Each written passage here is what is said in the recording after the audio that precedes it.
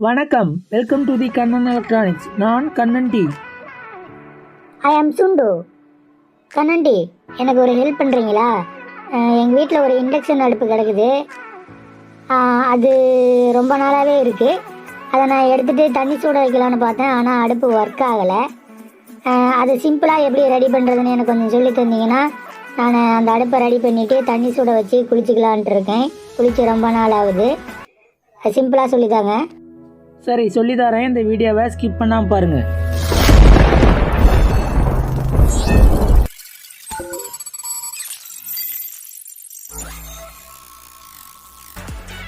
இப்போ யூஸ் பண்ணாத இருக்கிற அந்த பழைய இண்டக்ஷன் அடுப்பை எடுத்துக்கலாம். இந்த அடுப்பில் பார்த்தீங்கன்னா போர்டு வாட்டரில் டேமேஜ் ஆகியிருந்தாலோ, வாட்டர் போட்டு டேமேஜ் ஆகியிருந்தாலோ, இல்லை அடிக்கடி ரிட்டர்ன் கம்ப்ளைண்ட் வந்தாலோ, இல்லை ரெடி பண்ணுறதுக்கு டிலே ஆகுது, அந்த மாதிரி சமயத்தில் நம்ம இந்த மாதிரி புது போர்டை மாற்றிக்கலாம். மற்றபடி தேவையில்லாமல் மாற்ற வேண்டிய அவசியம் இல்லை.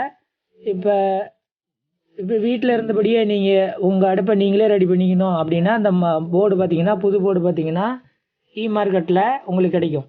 இந்த போர்டு பார்த்தீங்கன்னா அங்கே லோக்கலில் இருக்கிற மார்க்கெட்டில் எல்லா எலக்ட்ரானிக்ஸ் கடையிலையும் கிடைக்கும். நீங்கள் வாங்கிக்கலாம். வாங்கிட்டு நீங்கள் வீட்டில் இருந்தபடியே அதை ரெடி பண்ணிக்கலாம். ஃபஸ்ட்டு இந்த போர்டில் பார்த்தீங்கன்னா ஏற்கனவே நான் சொல்லிட்டேன், அந்த போர்டை பற்றின டீட்டெயில்ஸு பார்ட் 1 வீடியோவில் இருக்கும். அதை பார்த்து தெரிஞ்சுக்கோங்க. தெரியலனா ஃபஸ்ட்டு இந்த மெயின்ஸ் கார்டோட 2 லைனையும் என்ஐஎல்னு பாருங்கள், அவங்களே மென்ஷன் பண்ணிருப்பாங்க. இன்னுன்னு சொல்லிட்டு என்ஐஎல்னு சொல்லி கொடுத்துருப்பாங்க. அந்த மெயின்ஸ் கார்டு லைனை 2ஐயும் சொருகிக்கலாம். அது ஈஸியாக தான் இருக்கும். எதுவும் சால்ட்ரிங் பண்ணுற வேலையெல்லாம் எதுவும் இதில் இல்லை.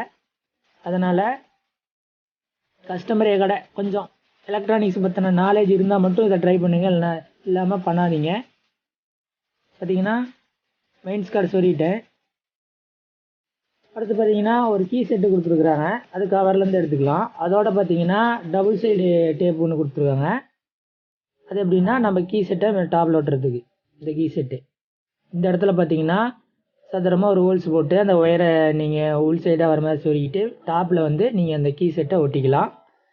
அப்படி இருந்தால் தான் நீட்டாக இருக்கும். இல்லை பழைய கீ செட்டே மேட்ச் பண்ணுறதுனால பண்ணிக்கலாம். டெக்னீஷியனாக இருந்தால் மட்டும் பழைய கீயை மேட்ச் பண்ணுறதுக்கு ட்ரை பண்ணுங்கள். மற்றபடி வேண்டாம். இதே கீ செட் தான் பெட்டராக இருக்கும். அடுத்து பார்த்தீங்கன்னா அந்த அடுப்புலேயே பார்த்தீங்கன்னா ஃபேன் ஒன்று இருக்கும். அந்த ஃபேனு 18 வோல்ட்டா 12 வோல்ட்டான்னு பார்த்துட்டு அதுக்கு தகுந்த மாதிரி அந்த லைனை சொருகிக்கோங்க. பார்த்தீங்கன்னா இது 18 வோல்ட் ஃபேனு, அதனால் 18 வோல்ட்டுன்னு இருக்குது. இப்போ அது பார்த்தீங்கன்னா அந்த பின்னில் சொருகிட்டேன்.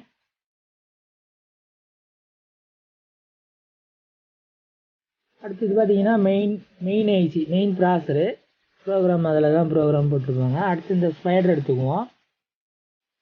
இதுதான் காயில். இந்த காயில் பார்த்தீங்கன்னா 2 அவுட்புட் இன்புட் லைன் இருக்கும் பாருங்கள். அது பார்த்தீங்கன்னா இந்த போர்ட்டில் நல்லா டைட்டாக நீங்கள் அந்த ஸ்க்ரூ ரிமூவ் பண்ணிட்டு நல்லா டைட்டாக ஃபிட் பண்ணிக்கோங்க. அதுக்கடுத்து இந்த க்ரீன் கலர் ஒயர் பார்த்தீங்கன்னா டாப்பில் பார்த்தீங்கன்னா அந்த ஹீட் சென்சார் ஒன்று கொடுத்துருப்பாங்க. அந்த போர்ட்டை வந்து அந்த பின்னில் சொருகிக்கோங்க.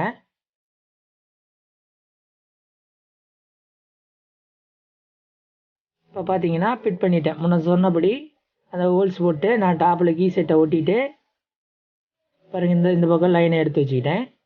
இந்த லைனை பார்த்தீங்கன்னா கீ செட்டுக்குன்னு ஒரு போர்ட்டு கொடுத்துருவாங்க பாருங்கள், அதில் சொருகிக்கோங்க.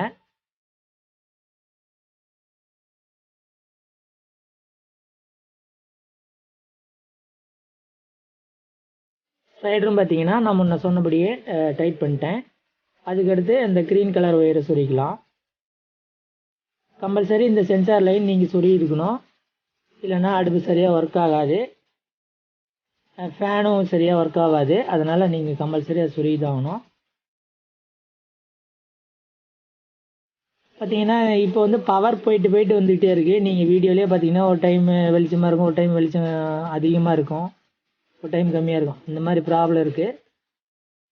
இருந்தாலும் இப்போ பார்த்தீங்கன்னா ஃபேனெல்லாம் ஓடலை, கடையில் இருக்கிற ஃபேனு ஓடலை.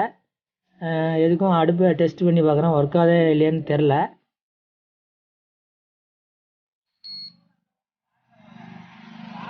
பார்த்தீங்கன்னா மெயின் ஆன் பண்ணிட்டேன்.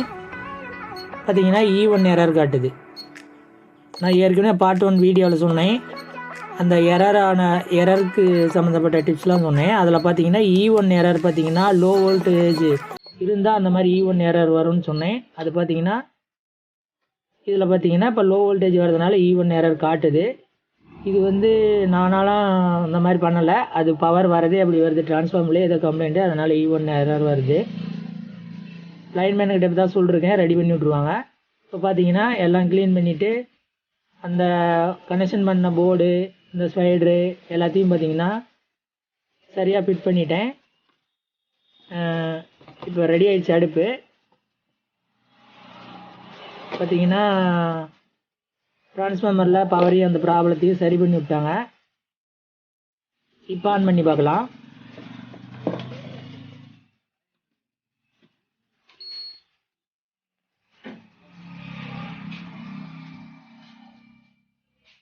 இப்போ ஆன் பண்ணோம்னா 1300 வருது. பார்த்தீங்கன்னா ஹீட்டும் ஆகுது.